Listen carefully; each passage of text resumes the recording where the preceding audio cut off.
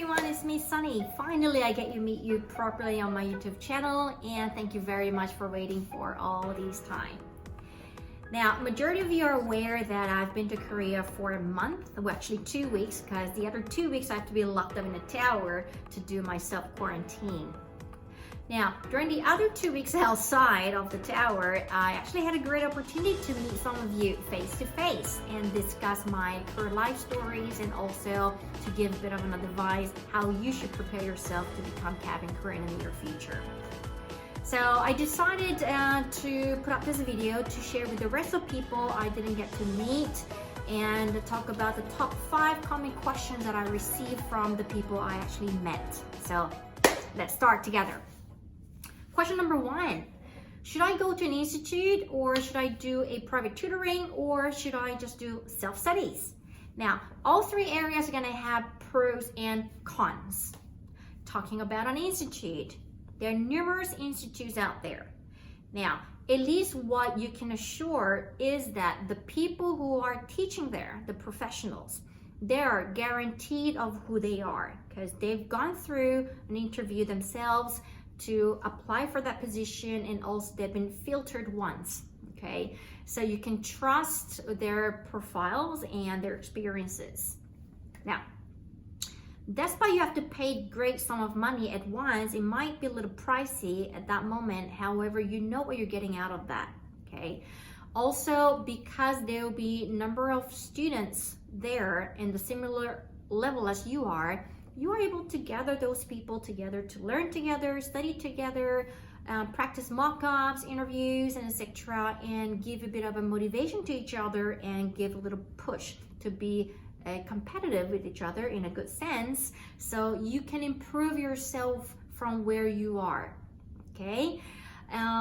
Also, a lot of institutes give you that lifetime guarantee until you reach or you enter the airline you want to apply for, which is very, very good and beneficial, I must say. Talking about private tutoring, there are so many personnel, like individuals, who are trying to give that private tutoring to prepare you to become cabin crew. Now, you cannot really guarantee what person they are, how much experience they have, unless you ask for a proper documentation of their experiences. But knowing that they've been in the industry where you're trying to be at, so you know their experiences and their skills, okay?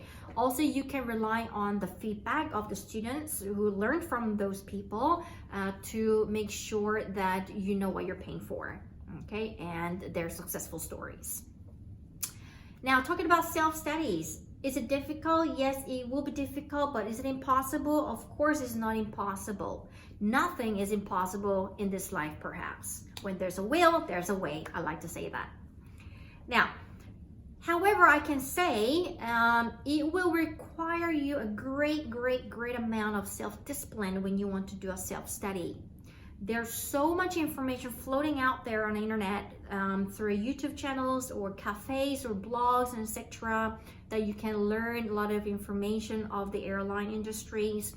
However, the only downside is that you cannot really objectively measure yourself where you stand. So my advice is that try to gather the people who are in the similar conditions as you are, so you can help each other, measure each other as a group, so you can enhance what you're doing together. Now, sometime down the line, try to invite a professional once or twice, just to see how much you have progressed as an individual and as your little groupie, okay? All right. Question number 2, should I go to university and major in aviation related fields, or major in something else, or should I not go to university at all? Now, all 3 areas, again, there's no right or wrong answers. It's your choice. And it will always be the right choice that you made, because you made the decision with your life and for your life. If you decided to go to a university and major in aviation related topics, it's up to you. Now, you are going to learn whatever's required to be taught once you enter the airline before, so you know yourself what you're putting yourself into, and also because it's quite tough and challenging training path. If you have learned majority of that, you are going to save your time once you have entered the airline having so much stress in an intense or such a short period of time where you are required to learn all those intense ones. Okay, now if you decided to major in something else apart from aviation, but you become cabin crew because that was your dream, good as well. Your major will help you in some other way, in some other form, such as COVID was such a good example. A lot of aviation personnel has been furloughed or been sent out for unlimited unpaid leave. So those people who had different skills in other fields are able to find a temporary job and sustain the incomes. Yeah. Now, if you decided not to go to university and straight away dive into society to make money, very brave, and I admire those people. Again, learn whatever you want to learn. You only have one life, yeah, and whatever you want to do is your time. So value it, maximize it, and do what you want to do. Okay, fulfill your dreams. Don't waste time. Now, talking about question number 3. If I do speak a third language, do I benefit? Oh yeah, absolutely. I wouldn't say it will be a contributing factor to get accepted during your final interview if you do speak a third language, but definitely will help you once you have become a cabin crew and you're working in the field. Give you one direct example. You're on board the aircraft and there was a passenger who does not speak a common language, English in this matter.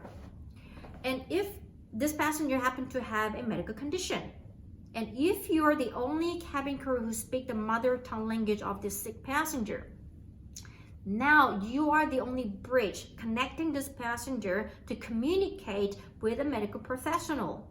So your skills may turn into a life-saving one. Okay, how's that? Good, isn't it? Yeah. Now, question number 4. How well do I need to speak English to get accepted?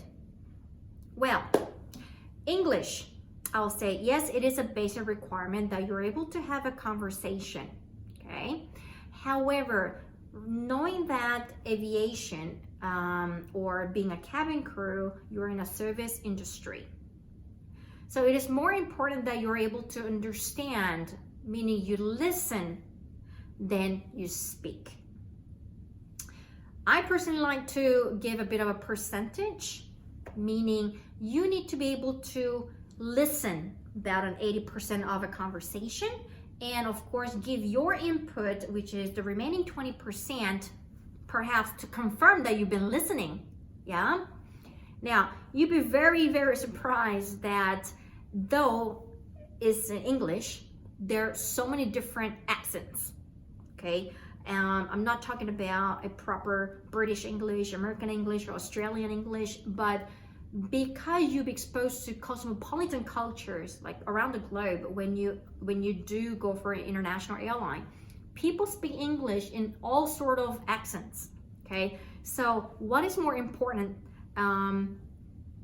than being able to speak is to listen, be able to listen and understand. All right, so keep in mind that you might think, oh, I don't know how to speak English well. It's fine. All right. And also, once you have entered the career life and go through that training path, it is difficult because it's not about English skills. It's about knowing and understanding aviation terminologies. That's why even the crew members, the initial stage crew members, when they do go through that training, they do suffer. Even the people speak English as their mother tongue language because it is completely other language, aviation jargon. Okay, now question number 4. Was it 4? No, 5 now. Okay, talking about a height. I am a little bit shorter than the required height limit. Don't worry. Should I apply? Yes, please do apply. Okay, now 1 or 2 is fine because we all say we have hidden about 2 centimeters because of our bad body posture. Okay, find that hidden height. All right, stretch well, put your body posture well on your daily lifestyle. All right, and I have to say, yes, all the airlines have a basic requirement, not the height, but it's about the arm reach height. Meaning, you need to be able to reach 212 centimeters with your arm because that's the height of a hat rack, overhead stowage bin. When you flew on an aircraft, I'm sure you have came across a little stowage above your head where you put your bags and stuff. Yeah, that is called hat rack. Now, that height is 212 centimeters. So as a crew member, if you're not able to reach that and shut it and latch it, it's a safety matter. That's why all the airline standard height requirement is 212 arm reach height. Okay? Now, you can practice that at home, put a little tape on a wall and try to reach it. If you do find yourself 1 or 2 centimeters short, I'll give you a little tip. On your final interview day, because you will be tested to reach that tape on the wall, so what you can do is, without letting the interviewer see what you're doing, because it looks a bit awkward, just give a little gentle tap on your shoulder that you're gonna use about 20 to 30 seconds. That gives temporarily an extension to your muscle, so you'll be able to reach that short 2 centimeters. Okay, it's a secret. That's all. That's the top 5 questions I gathered for you. So I hope you enjoyed it, and if you really liked it and it has benefited you, please do click like, and if you have not subscribed yet, please do subscribe, and don't forget to ring the bell for an update video. If you do have further questions or you want to have a bit of more clarifications, please feel free to comment below and I will make another Q&A video for you. All right, so thank you very much everyone, and I'll see you very soon. Goodbye.